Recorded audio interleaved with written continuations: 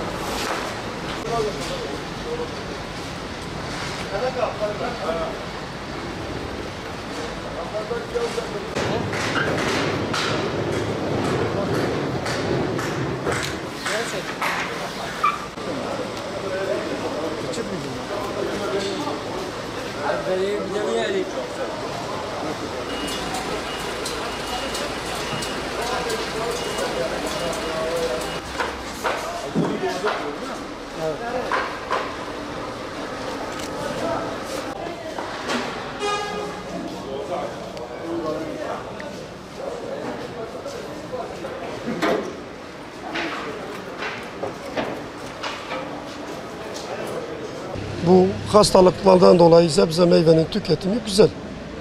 Fakat genellikle biraz kapasitenin üstünde geldiği için biraz sıkıntı yaşıyoruz.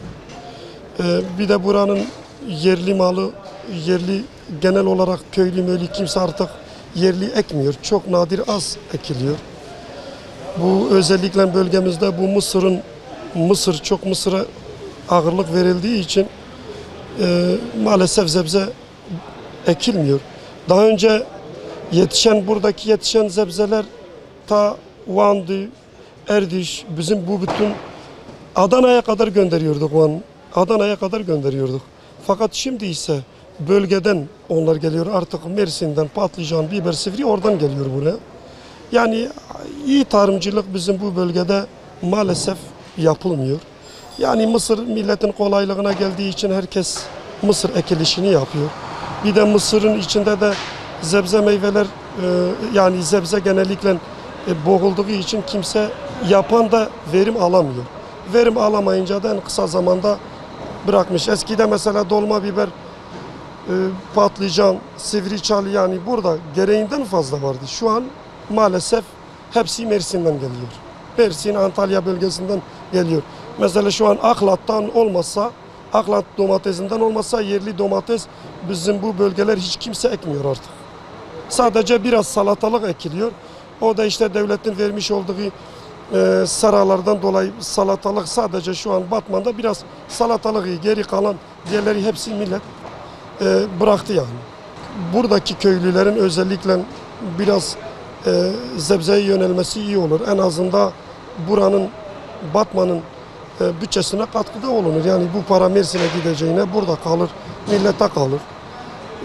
Burada maalesef gereken iyi tarımcılık yok.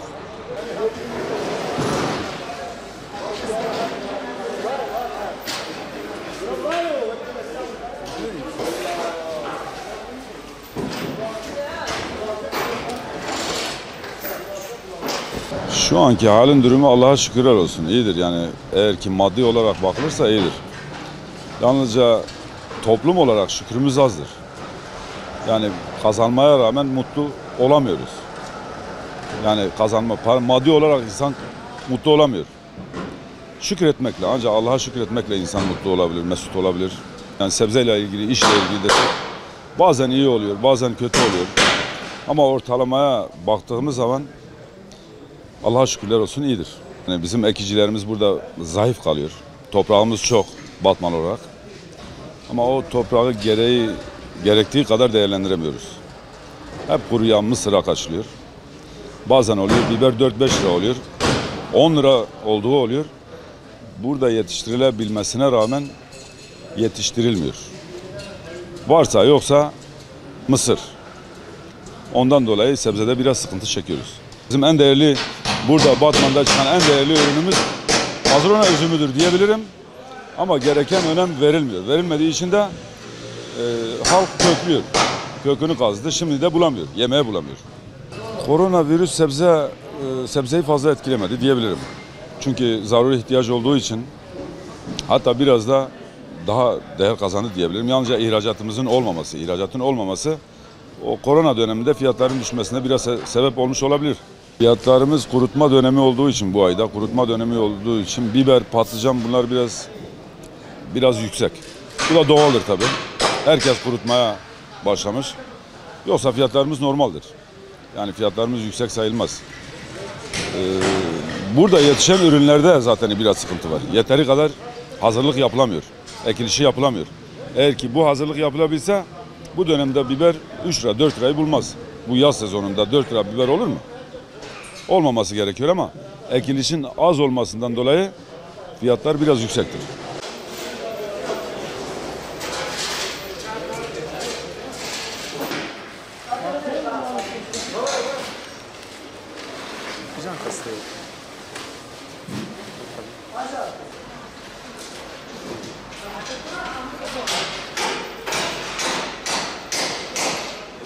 Şu an yerli malın çıktığından dolayı yani yerli mallar olduğu zaman satışlar biraz daha düşük.